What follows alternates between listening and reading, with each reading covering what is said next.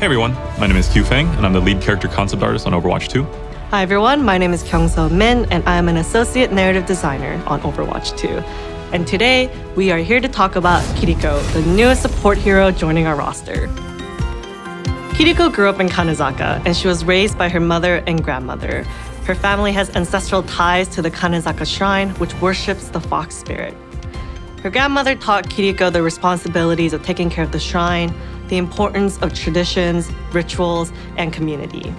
Her mother, on the other hand, is a fierce ninja and believed in taking action, standing up for yourself, and fighting for what's right.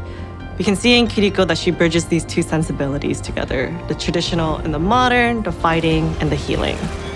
Kiriko is a strong, badass woman. She will do anything to protect her family and her community, even if that means she has to bend a few rules. She's a trickster, like the fox spirit. Kiriko grew up alongside Hanzo and Genji. Her mother actually trained the Shimadas, and she was especially close to Genji, since they both are kind of on the mischievous kind of side. Yeah, like he would take her to the arcade in Hanamura, and they're definitely up to no good in and out of the Shimada castle. Carried on the wind. Kiriko witnessed the fall of the Shimadas when she was young. The assassination of the Shimada clan head left a power vacuum within the community. A rival clan, the Hashimoto, took advantage of that and took over. They terrorized the community, and Kiriko saw all these injustices firsthand, and they took her father as hostage. To stop them, she joined a ragtag group of young women and men called the Yokai. Coming from all walks of life, they fight the Hashimoto and protect community members. They're a small group, but with Kiriko's cunning personality, they show that the youth of Kanezaka should not be underestimated. So Kiriko was developed really with 5v5 in mind. She's high mobility, she's a single target hybrid healer. She is fast, she can get to your little skirmishes, which happens a lot more often in 5v5 now, so she's super effective. Yeah, and she's very much like another battle healer. You know, she's in the action, jumps in and out, not the kind of sit back and heal type of hero. Shouldn't have put your head there. Yeah, I think a lot of experienced players will have fun with her, and I think a lot of DPS players will love her. Underestimated me, nah? From day one, really, her fox was there in the design. It felt right. It fit the character visually, and the fox was based on the Japanese Inari, which is the fox spirit, and it's a guardian protector kind of spirit. In Japanese folklore, foxes are also known to represent cunning and smarts, which matches Kiriko's personality as well. Now I'm having fun. Kiriko actually started as an ecology boss unit that was part of the ninja ecology. Her hairband and bandana kind of comes from classic depictions of ninjas in pop culture, and it's got a symbol on the top. It's basically the kanji for kitsune, for fox, turned diagonally, which is really cool. The original design had a giant shuriken with ball bearings in it, inspired by fidget spinners at the time, but we tried to maintain that as she became a support hero. However, learning from past mistakes when we tried to force a design and a concept together, we ended up just kind of retooling her to look more like a support hero. Some of the old, some of the new. So Kiriko's primary ability is the healing Ofuda. Ofudas are these paper talismans believed to be imbued with powers. When you do this ability, you see these Ofuda paper slips firing into, and they home in on allies. They're a little slow, but you can use your ally teleport ability to offset that, or you can use the slowness in your advantage, and you can preemptively shoot them if you foresee that a teammate will need healing. Her secondary fire is she throws out a kunai, and these are actually very fast in contrast to the Ofuda.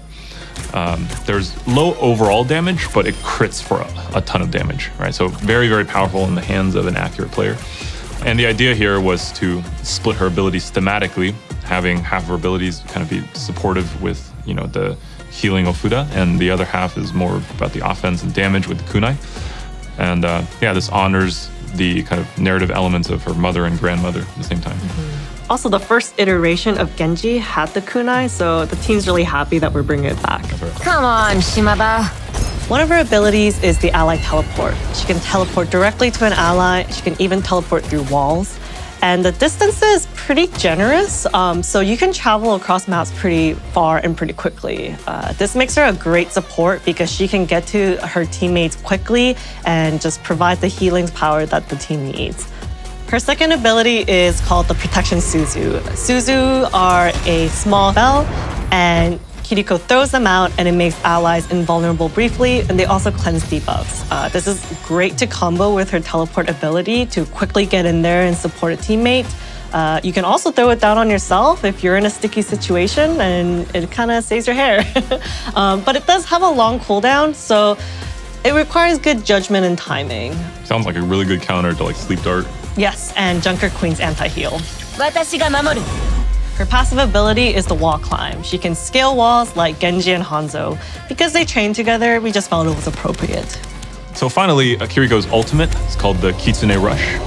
It's a huge buff that gives you a ton of movement speed, attack speed, reload speed, and also cooldown reduction on your abilities on all allies affected.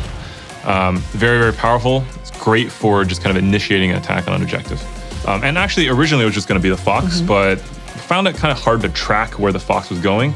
So the Torii Gates were more done out of just give you kind of a target and seeing where the Fox is going. But it just ended up also looking just absolutely beautiful. Kiriko is voiced by Sally Amaki. Sally did an amazing job bringing a cool girl energy to Kiriko. Her voice is cool and wry, and she has a wicked sense of humor that is dry as a desert. She really sounds like the lone wolf, cool girl that everyone at school respects. And I'm really looking forward to looking at the players' response at all of her digs, because she will take a dig at anyone. And especially the Genji and Hanzo conversations. Keep an ear out for those, because there's a lot of inside jokes, history, and humor there. And that about wraps it up for Kiriko. We can't wait for all of you to get a chance to play her. See you next time. Can't change the world by following all the rules.